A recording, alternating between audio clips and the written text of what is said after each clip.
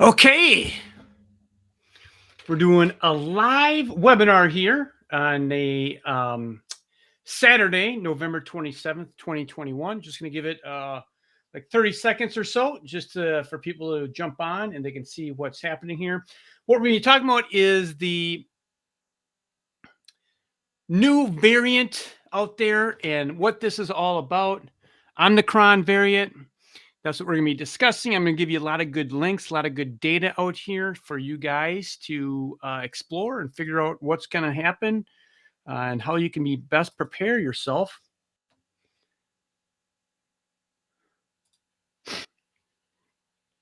So just let me get the technology moving here.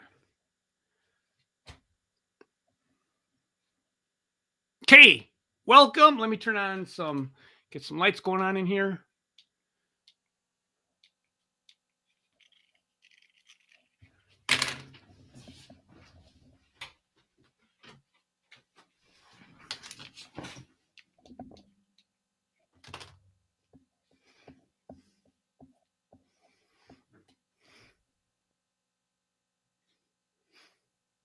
Okay, let's get going. And so today, what we're going to be talking about is, as you've heard, there's a new variant out there of the COVID, and Omicron. That's the name of it. That's the new variant. So let's get into this and let's kind of talk about what's happening. If you're listening to this, you're going to see my references. So there's a whole bunch of references that I put down there so you can understand what's going on. So what I'm going to do is these are the pages here, and they're all referenced in the sections. But what I'm going to be doing is I'm going to be using this PDF just because I can draw on it, but you have the references so you can understand where all this stuff is at. And at the end of the day, I think that's the biggest thing that you want to understand is, go look at these references on what's happening. So as you know, if you've looked at any of my content out there, you know that viruses change and they mutate, and that's just part of what they do. That's what's made them so long lasting. I mean, viruses have been here since the beginning of time. They're not going to go away. They're going to continue to mutate. So when we talk about mutation, what really needs to happen is you got to make sure that your immune system is functioning optimally at a high level. So when the virus mutates, not only the COVID-19, but any virus in the future, you want to have your God-given ability to mutate as well. So let's go on this and let's go over and explore what's actually happening here, because this stuff is really, it's really quite shocking, like how much this is mutating. So this is brand new data right here. So this comes out of the South Africa. So that's where they found the new variant. And right here, this is the link to this, the bbs.com. And I think that is right in here. So you can click that link and you can read the whole article right in here. It's a really good article, but let me go over this. So what's really happening here is what they found is usually the viruses will mutate and they'll make 1 or 2 mutations in like a month, right? But the COVID-19 virus is mutating quite a bit. So the new variant has 32 mutations on the spike protein. So on the spike protein, we're just talking like this, like the spike itself. Okay. Then down here, if you move down in here, let me just make this a little bit smaller. The new variant has 10 mutations on the receptor binding the domain. So what is that? So there's 10 mutations right here on the tip of it, right? And then there's basically 30 mutations alongside of the spike. So this thing is really starting to mutate, and it's these viruses are very, very smart, and they can really outwit they can outwit the mandate. All right. So that's really what I'm trying to get at. Now, this is a really shocking right here. This is a really good visual. So let me just go up here. So it says, will vaccines still work? It says current vaccines are not ideal match, so might not work quite as well, say experts. And in a little bit here, I'll get in the dynamics of how these antibodies work. And when a virus changes, the old antibody that you had is no longer efficient or as efficient because the thing is mutated and that antibody can't lock in very tightly. And then the effectiveness of the antibody diminishes. Now, with that being said, is the way God designed our body is we're always producing new antibodies. And when a new mutation comes out, guess what? Our God-given immune system can look at that new virus and then it can reproduce new antibodies that have the new mutations, that have the new key. It's like the key and lock kind of mechanism. And I may be going over that in a second so you can explain this, so you can see this. So this right here, this comes from this paper right in here. But check this out. I mean, this is shocking. So this is the spike protein right here. Now it says the Omicron spike protein with new mutations seen in the red, blue, golden, and black. Now, if you look at this thing, I mean, just look at that. Let's just take the red. So all these things, all these red here, these are new mutations right there.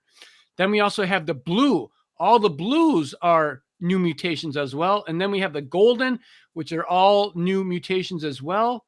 Up in here, you can see, man, there's a lot of mutations. And then the black, like, look at all this black. If this is all the DNA strand. So, I mean, just me looking at this, just observing from this, I would say that 33% of this thing has just changed, just looking at this, just observing from what's happening. So now let's get on to the next thing is everyone has experienced this out there where you might have a couple different Fords. Let's say you have a couple different Ford cars, and they have you have different keys. So you can stick this key into the Ford, and it will start. And that's the key that goes to Ford A, right? And it will work fine. Now, if you go to Ford B and you use this key that's for Ford A, and you stick that in there, it might go in there, but it won't turn. It actually won't turn over the engine. So here's what's happening is when we look at our God-given immune system is when these antibodies change, especially now when I'm going to be talking about the mandate. The mandate can only produce one of the spike proteins, like what it's designed to do. And I have other videos on that. In the links below, you'll see some of these videos, but let me just give you some resources. Now, if you go to my blog here, drhughegworth.com, and I've created a lot of great content. So in here, this is a new one right in here is God-given immunity. So if you go and you click on this right in here, I have a video, and then I also have like great graphics on kind of what's happening with the variant. So you kind of understand like what happens with the variant and what's happening with your body. So there's a lot of great content in here. Is the mRNA vaccination, does it cause inflammation? Long hauler. So I got a lot of content in here so you can kind of figure out what's happening, understand these mechanisms. But at the end of the day, if you get the mandate is only for one particular spike, right? So this is like when this thing mutates, the antibodies become less and less effective over a period of time. Just like this key in the car, it might go in, but it's not going to turn over your car. So what does this tell us? So this tells us that we have to have a reliance on our God-given immune system, right? So this is really, really critical.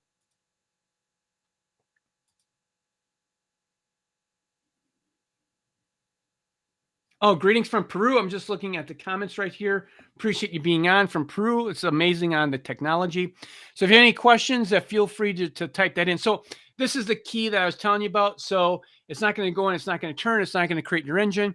So then what can we do? So there's lots of things that we can do to increase your God-given immune system, right? So we want to make your immune system viable where it can resist these things coming in. And there's a lot of things that can be done. Now, one of the biggest things that we can do is make sure that we have good glucose control. So in the links, you're going to see my website here. You're going to see a link to this page right here. So it's going to be the 7-day pain challenge. Even though we talk about the pain challenge, what I talk about in there.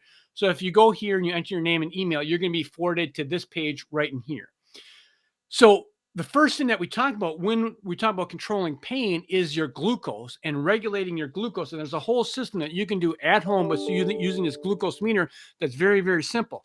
Here's what research shows is people that have diabetes, they're more prone to having more severe reactions to the COVID, right? To having the symptoms. So one of the things that we want to make sure is make sure that your glucose is in a sweet spot. It's very simple to do that. It's very simple to modify that as long as you understand how to measure it. So if you go in there and you click this video right in here, this video goes through all that technology. It goes through the notes. Here's the protocols that I have on iTunes. The best protocol to find out if you have poor sugar glucose at home. Are you eating meals and crashing at night? So you want to click and look at some of those resources. Same thing with dietary changes. So even though this is about pain, it still can be applied to making your physiology well, because people that have a lot of pain problems also have they have poor physiology, which makes them more susceptible to problems. Now, also what I want to bring your attention to is in here is this is a really great research article in here. Let me show this to you. This comes down here to, let me just blow this up a little bit. Can I blow this up? Yep, I can. Okay. So this comes down to the Institute of Functional Medicine, and it goes over the different things that you can do to prevent and get your physiology working better. So curcumin, resveratrol, quercetin. I have a whole protocol on like an anti-inflammatory drink. So if you go to my website here, let me go to my website and go to the blog. And then if you go down, keep on going down to the blog in here, you're going to see.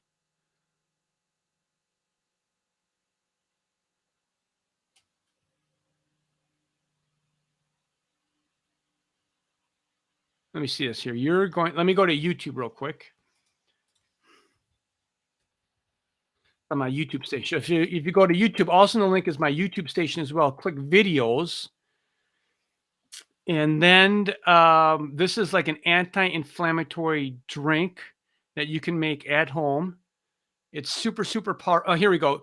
Drink this. So this right here, drink this now for your pain. But when we talk about pain, we're really talking about anti-inflammatory cocktail that you can take to decrease your inflammation so you have a more robust immune system. Because what the research shows is when you're inflamed, your immune system is really it's really wore down. So we really want to get your immune system functioning as optimally. So this is going to improve your physiology. These supplements in here. And then down here, this is going to support your immune system, all these supplements in here. Now, if you go back to this article, which is going to be right in here, now check out these references here, man. So references for lifestyle factors. I mean, they have tons of references here. Options to improve your physiology, just like your God-given function right in here. Look at these references in here. Continued in here, and then improve your immune system. All these are references in here. More references. So there's a lot of great content and data here for you to, just get your immune system more of a robust immune system. So at the end of the day, um, the new variant here is just there's going to be variants that are going to be happening all the time. So what we really need to try and do is get your immune system functioning optimally so that you can you can resist these things. So one of the things that I see really commonly is vitamin D. Like vitamin D, the range between vitamin D in the United States is between 30 and 100. And I can't tell you how many labs I see where people are sitting at the low end of 30. Like to have a good, robust immune system, you want to have your vitamin D around 80 or 90. So these are critical things that will make or break a case. Same thing with GI problems. You should be making 2 to 3 bowel movements every single day. No gas, no bloating, no diarrhea. 80 to 90% of your immune system is in your gut. So if you have a bad gut, you're going to automatically have a bad immune system. So there's a lot of things that can be done to increase these things. And again, if you go on my website, I got a lot of content on there. So I just wanted to give you a quick stream out there to everyone out there and just let you know that there's a lot of things that can be done. And if you're looking for help, reach out for me. And just remember is that where there's help, there's hope. Take care. Bye-bye.